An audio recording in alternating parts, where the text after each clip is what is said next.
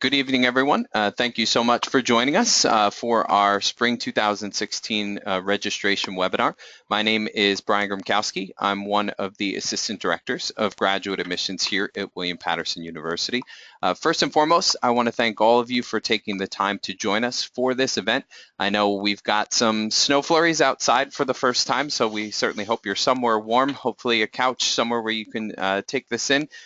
This is a relatively new offering for us, and it's certainly something that we hope you'll find helpful. I know there can be a lot of questions surrounding the registration process. Some of you may have attempted to register and may have run into an issue like a hold, something else that you may not have been familiar with. Some of you may have left for a time, returned, are completing a program. Maybe it's been a little while since you've registered for grad level courses. Some of you may have graduated recently. This may be the first time you're registering for graduate courses. So we're very sensitive to the fact that there are a lot of questions that can come up and spring from all of this. And that's where this event came from for us. This is actually our second that we're running for the spring. And with classes coming up and starting for the first time on January 20th, we thought this would be a good time to offer another opportunity to walk you through some of the different scenarios that might come up, some of the screens that will be helpful for you as you go through the registration process. And I'm joined this evening by my coworker, Christina Aiello, who's actually going to walk you through the process and through the presentation. If you have any questions as we go through, I would encourage you to just type them into the chat box there.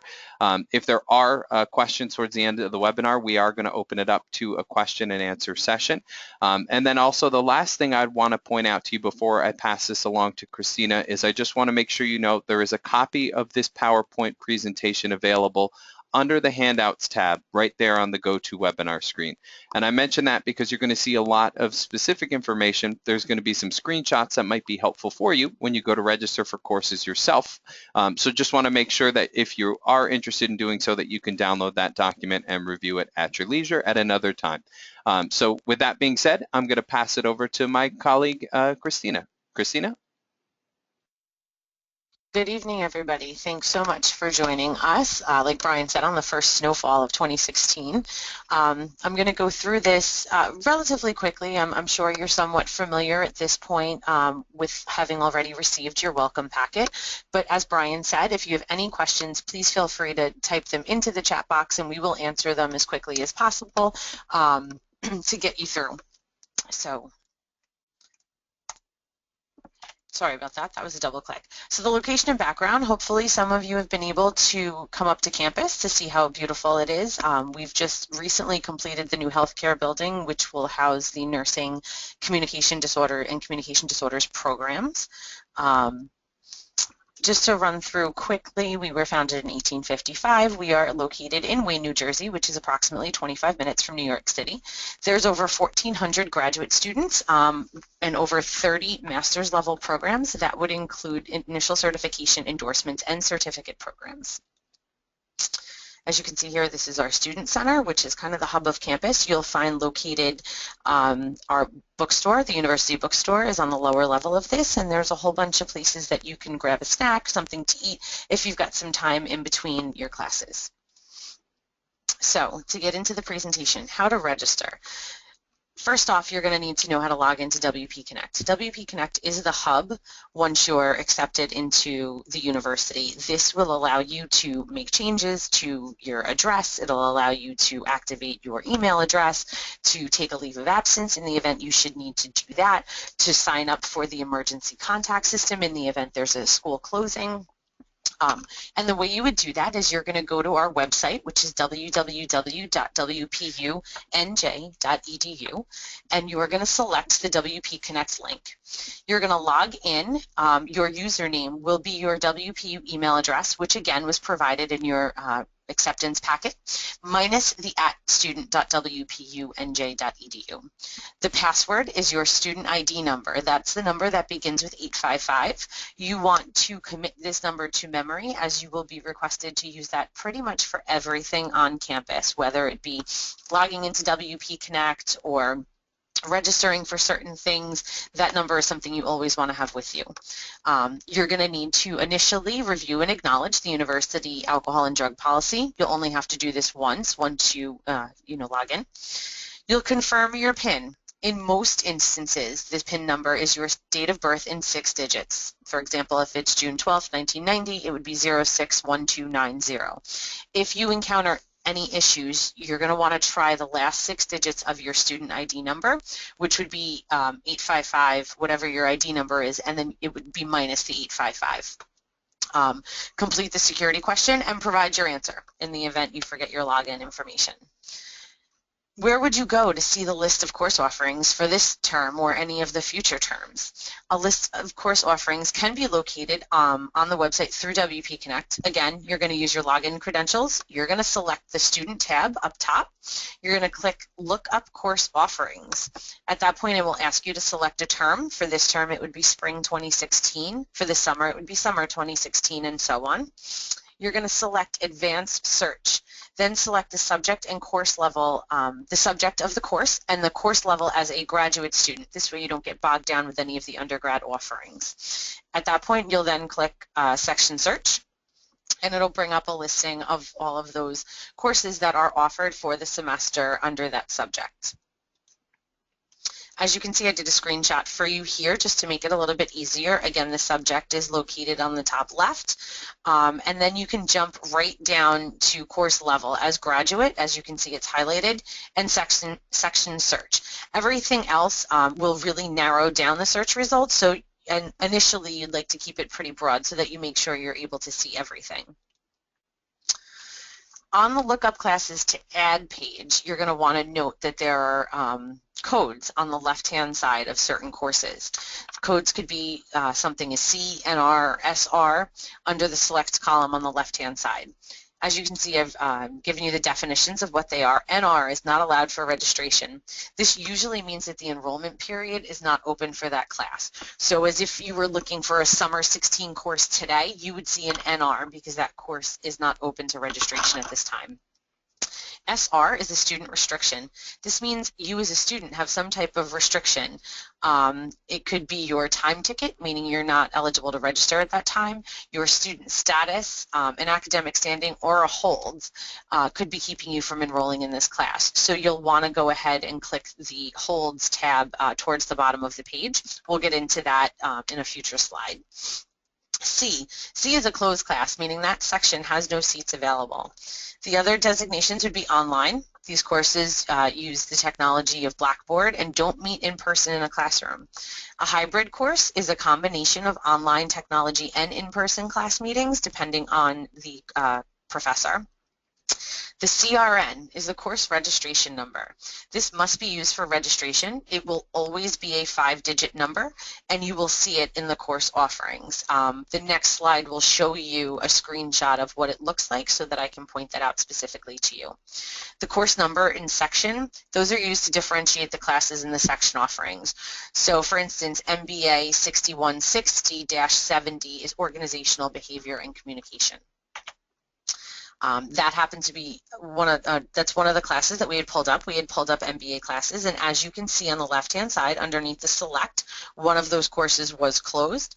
Another one I have checked so that at the bottom you can just select register after it checks off. But if you notice the second number, the first number, I'm sorry, CRN has its own column, and that 5-digit number is what you would need to register if you just logged in just to register for courses, knowing the course that it was that you needed to take. Understanding the selection screen, I'm going to just run through all the columns to make sure that you're clear in regards to what's being presented. Days of the week, MTWRFS, Monday, Tuesday, Wednesday, Thursday, Friday, Saturday. Time, TBA is to be announced. Those are generally for the online courses. CAP is the maximum course capacity. ACT is actual current students registered for that course. REM is the remaining seats available. WL cap is waitlist capacity. WLACT is waitlist spots actually available. WLREM is waitlist spots remaining. The instructor is the professor teaching the course. The date is the first and last day of classes for that term. The location is where the course is being held on campus or online.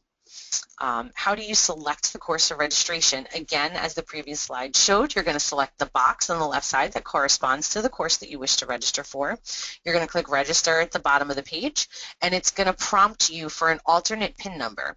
As a graduate student, your alternate PIN number is your 6-digit date of birth. Again, June 12, 1990 would be 061290. You're going to review and acknowledge the financial responsibilities page, and at that point, you'll be registered. AddDrop.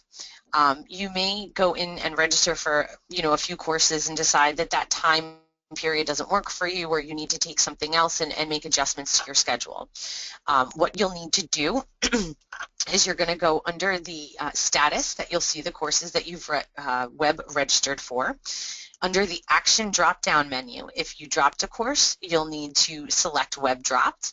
Be advised, though, that you are not allowed to drop to 0 credits. At that time, if for some reason you need to take a leave of absence or to defer your initial acceptance, you would need to reach out to our office or ultimately submit a leave of absence form online if you had been here a few semesters in order to drop to 0 credits. Any credits that you are registered for, you will be financially responsible for, so in the event this has to happen, feel free to reach out to our office and we'd be able to explain that to you. Again, the next slide that we have coming will have a screenshot of how to go about and do that. Where can you see the courses that you're registered for? If you register this evening and tomorrow afternoon you're not 100% sure what those dates were, you're going to again log into WP Connect, select the student tab, and then go into active registrations. The second most important thing you're going to want to check is to view your billing and payments. Be advised, William Paterson does not send paper bills anymore at all. All of the billing and payment situation is handled online. So you're going to want to log in again to WP Connect. You're going to select the student tab. You're going to click billing and payment to be connected with our TouchNet system. That is our bill payment system. Any and all billing and payment inquiries should be directed to the Office of Enrollment Services. They are located in Morrison Hall at the counter up front, which is also where the Graduate Admissions Office is located. Again, you can see on the screen for the AddDrop class that in the event you had registered for something and needed to drop it, you would select Action and then select Web Dropped and submit the changes. If you needed to add a course, the CRN number, the blank spots there are there as well. That being said, if you were only taking one course for the semester and you registered for one and decided that you wanted to take a different course, you would need to register for that second course first and then go in and drop the initial course because, again, you're not eligible to drop to 0 credits. For those non-degree students, you can take up to 9 graduate credits without being matriculated into a program. In order to proceed beyond these limits, you're going to need to gain acceptance to a graduate program. To be considered for matriculation, you'll need to complete the new graduate admissions application, submit all the required documentation, and then have your application reviewed and a decision rendered. The completion of courses as a non-degree student does not guarantee your acceptance into the program, and not all courses or all programs are available for non-degree students. If you have registered for a course and have been waitlisted, sometimes this happens if you register a little bit late or if the course just fills up very quickly. The waitlist will only open if the course is full. There are 5 spots available on the waitlist. If a seat becomes available, you will be notified at your WPU email address in order to let you know that you've been placed on the wait list. That being said, I'm going to backtrack just 2 seconds. Your WPU email address is something that you must check daily. All official communication runs through your WPU email address, whether it be tuition billings or communications with your professors. So you want to make sure that you log into that, daily or every other day. So after you receive the email about the waitlist, you must log in and register for that course. So if you put your name on the waitlist, you get the email that says, okay, there's a spot that's become available. You're going to have to still log in and register for that course. You'll have 48 hours to do that before that seat will no longer be available to you. Potential reasons as to why you may not be able to register. Registration ad errors. As you can see, I did a small got here. This is approval by academic chair. You'll need to reach out to the appropriate program director to request permission for this course. It may be because the permit isn't entered because there's a prerequisite to that course, and it's not something that's automatically put in. It is something you need to request from the program directors. And again, as you can see, that I jumped ahead a little bit, you do not have the completed prerequisite for this course. Again, you'd have to reach out to the program director. They will need to provide permission. The Graduate Admissions Office does not have the ability to add permission to register for courses. An SR is a student restriction.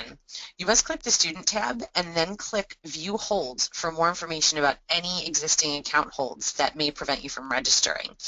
Such examples, as you can see, SR, the student restriction up top, and it'll say you may not add or drop classes due to the holds on your account. As you can see, the third box that I have there, it'll tell you that particular sample student, had a graduate admissions hold.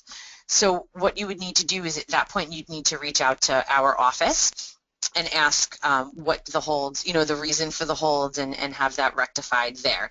Again, if it's a library hold, under hold type, it would say library hold if there was a book due or fees due. If it's a student enrollment services possible billing hold, you'll see that there as well. Your WPU email account, again, I can't stress enough how important it is to check this daily. It is the official communication, again, of the university to you. You're going to use your WPU and WP Connect login information to pretty much do everything on campus, paying your bills, checking your grades, requesting transcripts. So you want to make sure that you're familiar with that system. The way you would log into the email account, again, is through WP Connect. So that's through our website at www.wpunj.edu. You're going to click the WP Connect link on the top left-hand corner. Enter your username as it was provided in your welcome packet. Again, I have given an example there. You're going to click Login, and then there'll be an email tab that'll allow you to access your student email. Payment options. When it comes to paying your bill, which is extremely important, in fact, currently all bills must be paid by the 19th of January, so if you've registered and not yet paid for this semester, you want to make sure you go ahead and check your billing and take care of that. I'm going to go through a couple different options that you have for payment, including one called the Tuition Installment Plan, the TIP plan. It's an interest-free installment plan starting for the fall and the spring and summer terms. The enrollment is super easy, and for more information, you're going to need to go to the payment plan website. This website, it is a live link here. I can click it real quick for you, and you can just get an idea. It's through the Office of Student Accounts, so you need to go ahead and read that information. It'll tell you when the payments are due, and once you enroll, it will tell you what your payment will be for that term. Let me just get back to this. Here we go. Okay. You're welcome to make payments in cash made at the Student Enrollment Center counter, which is located again at Morrison Hall, entry 2 from Pompton Road. You are also welcome check or money order. You can mail your check or money order to the address provided here.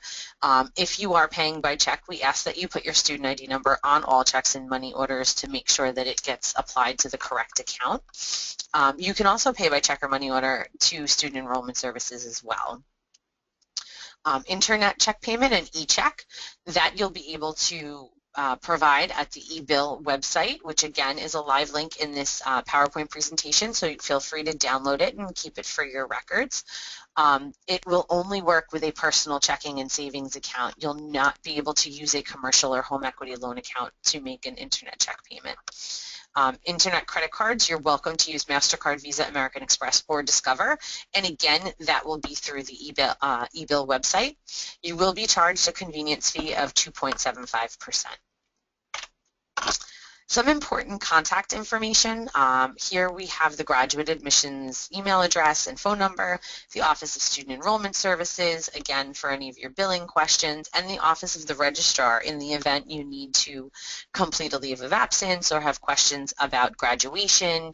If you have questions about your transcripts, things like that would go through the Registrar's office. So that concludes the presentation here for registration for the spring 2016 term. Please feel free, again, if you have any questions, to let us know. If for some reason you think of a question later this evening when we're not here, you can go ahead and email us. We are here in the office, Morrison Hall 102, Monday through Friday from 8:30 a.m. to 4 p.m. And that's that. Thank you for being with us this evening. Brian, I'm going to hand it back to you. Thank you very much, Christina.